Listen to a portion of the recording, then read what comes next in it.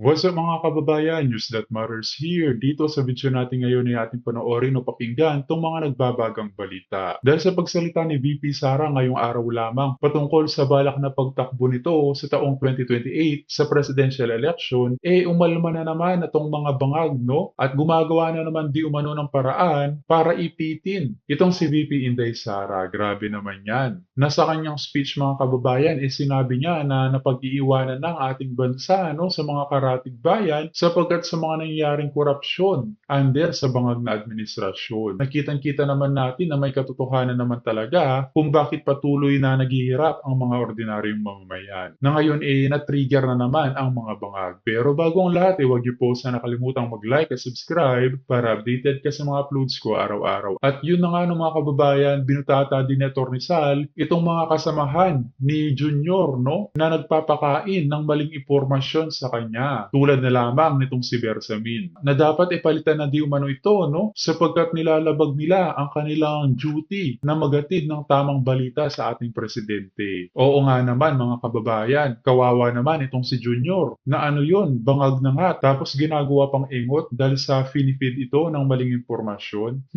Kung kaya naman hindi ko na patatagalin pa, ito na ang buong video. And to think kung wala siyang gagawin Atty. Sal and then na-expose na ito sa media, nag-file na ng reklamo sa Supreme Court, tapos kung walang gagawing action ang Pangulo Atty. Sal, pwede ba ito maging grounds for his impeachment? Alam mo, marami na ng grounds. Di ba sabi ni Inday Sara, 4, 5 grounds.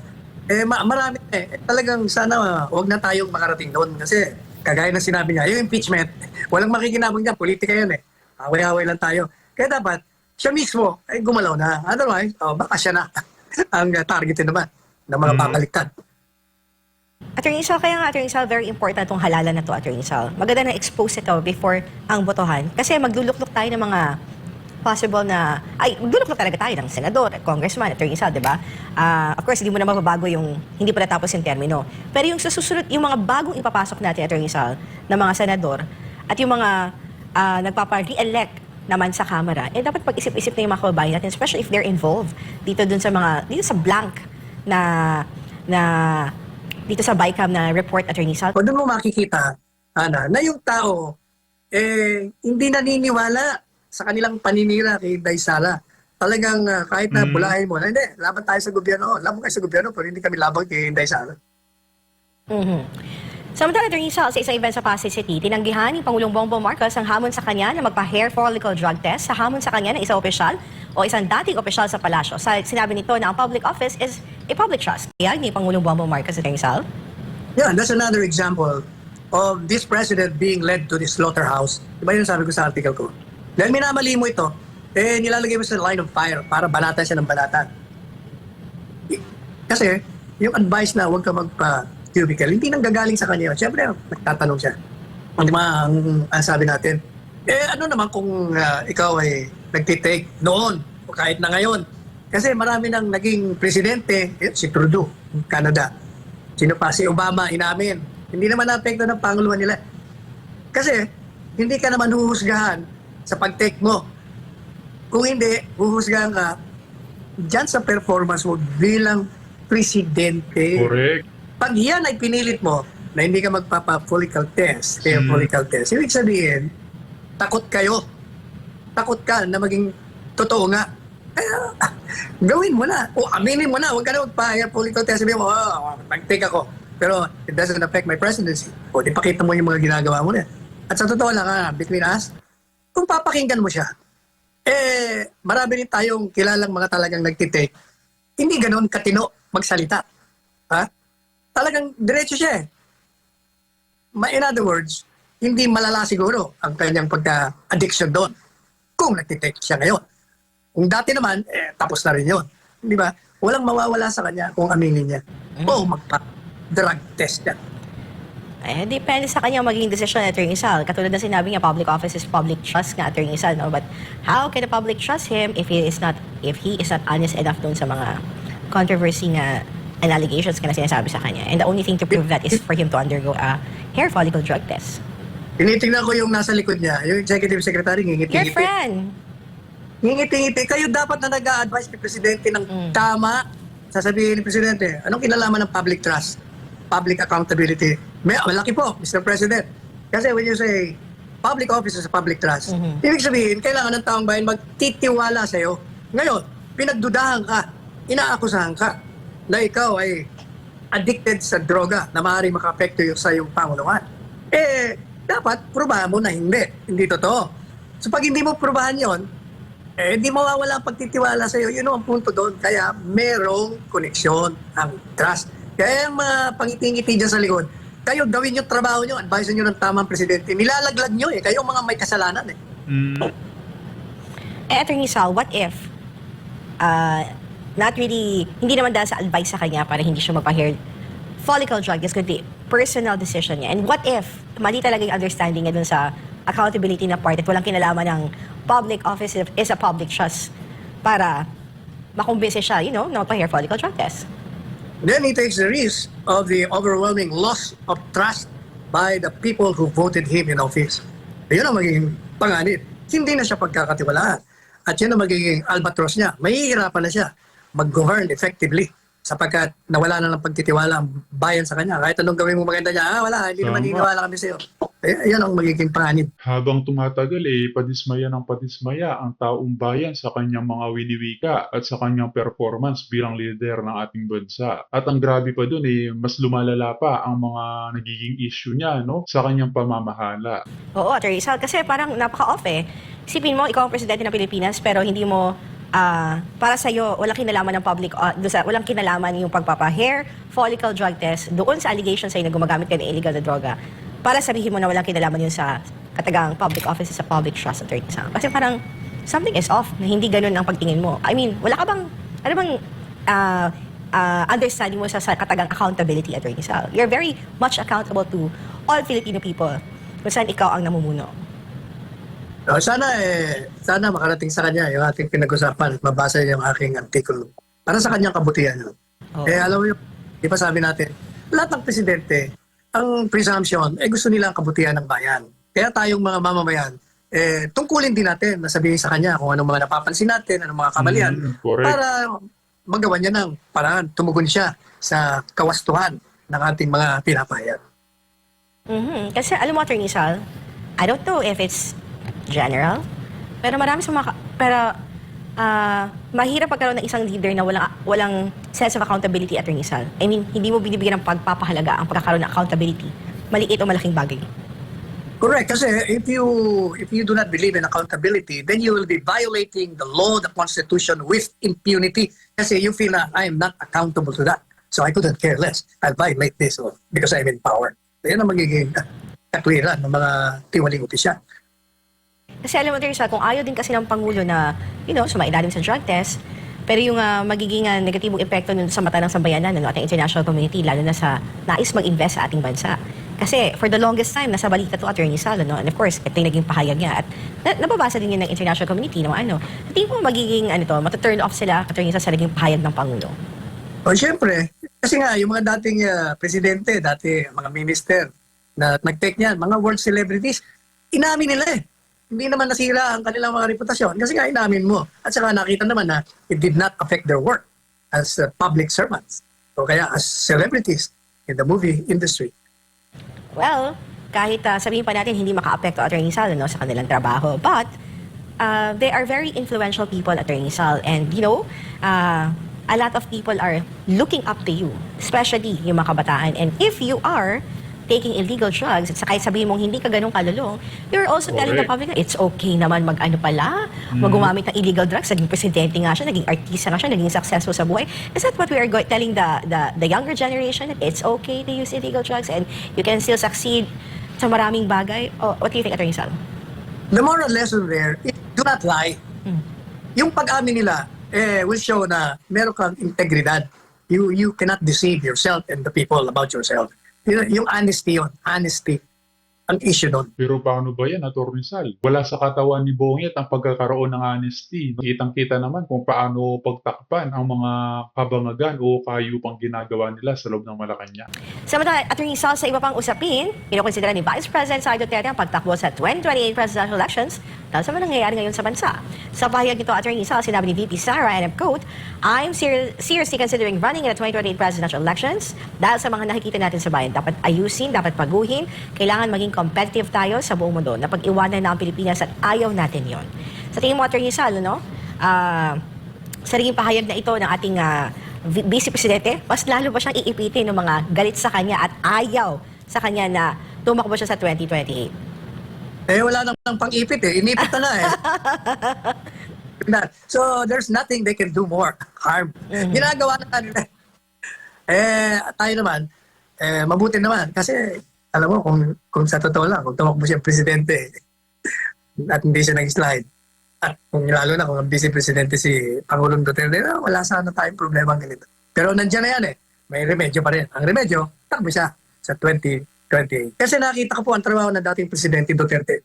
Talagang napakahirap ng trabaho ng presidente. Binubusisi niya lahat ng dokumento biro 4,000 pages na yon. Ngayon, hindi mo naman masisisi, hindi rin siya araw-araw na nanonood ng news o nagbabasa. Kaya nga meron kang mga advisor, meron nagbibigay ng briefer. Sasabihin sa iyo, sir, ito ang issue ngayon, ito ang akusasyon, ito ang sinabi, ito ang nangyari.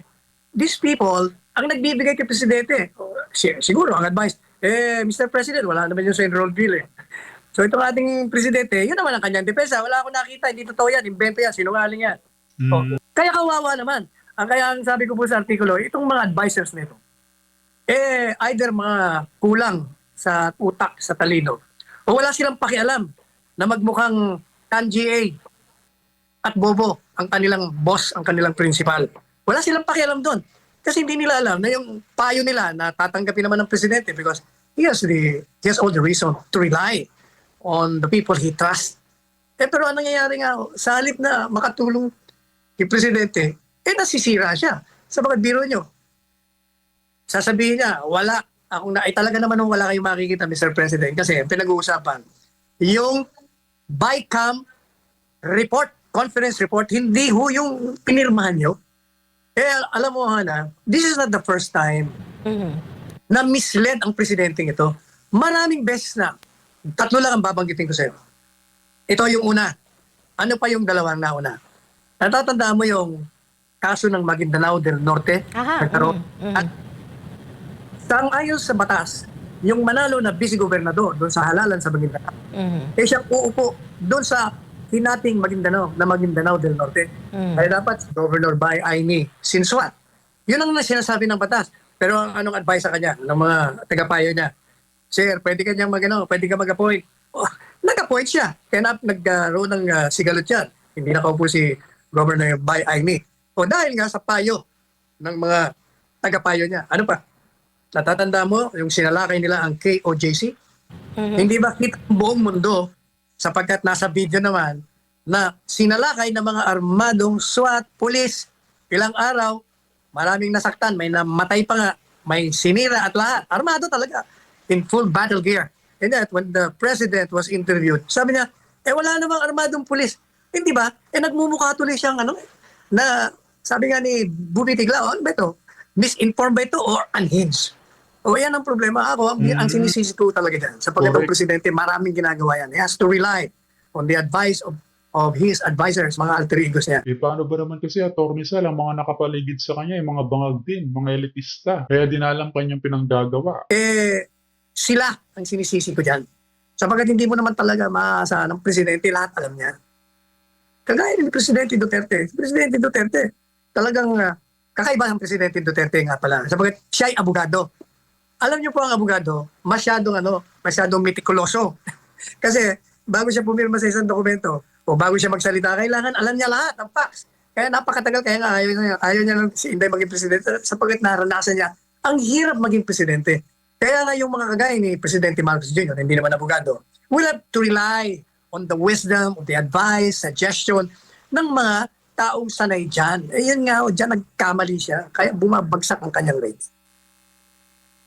Ayun, Attorney Sal, maganda yung mga points na sinabi mo, Attorney Sal, those times na sinasabi mo misinform or misled si President Bongbong Marcos. And I really hope, Attorney Sal, napapanood ni President Bongbong Marcos itong at mabasa niya itong column mo and of course yung explanation mo dito sa program mo. Para karoon siya ng personal realization, Attorney Sal, na there's something wrong sa mga taong malapit sa kanya at naapektuhan ng kanyang decision making. And very Kaya, crucial yun. Paragraph ko na, di ba? Ang payo ko, unsolicited advice, kailangan imbisigahan ng presidente. Sapagkat siya nasisira.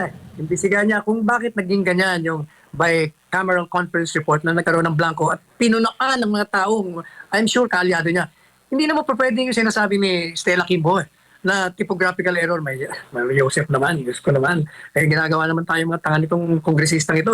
Paano magiging typographical error yun? Ang lalaki ng mga amount involved doon.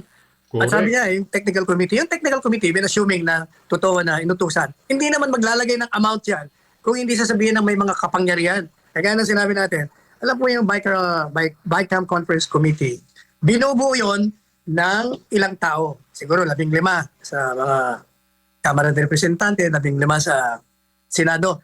Pero ang katotohanan, ang powerful dyan yung Speaker of the House, Chairman ng Committee ng Appropriations nila, at yung Senate President at Chairman ng Committee ng Appropriations. Yung iba, nakita mo, sila Senador Bongo, sila Senador Bato, hindi mga pumirma yan. Si Senador Coco Pimentel, hindi sila pumirma kasi nga nakita nila. Unang-una, hindi nila alam. Ang iba, papapirmahin ka, 4,000, paano namin babasahin na bago mo pirmahan? Yung iba naman, nakitang blanco kaya hindi pumirma. Yun ang problema. Yun ang pinakamatinding nangyari dito sa ating bansa ngayon. Kaya yung GAA, I perceive to be the worst, the most corrupt-laden GAA ever passed by Congress because of that. And the President must investigate. Dapat tanggalin niya na yung mga pagbabalat kayo ng mga taong kaalyado niya. Agree po ba kayo doon, mga kababayan, no? No worst Philippine budget sa history ng bansang Pilipinas. At hindi lang yon, worst government din, no? Sapagkat karamihan mga buwayang nauupo ngayon. He should unmask them and prosecute them and put them behind bars. Otherwise, pag siya po ay hindi gumalaw dito, should he fails to go after them, maniwala kayo, the perception will be kasama kayo, kasabot kayo sa ginawang paglabag sa saligang batas.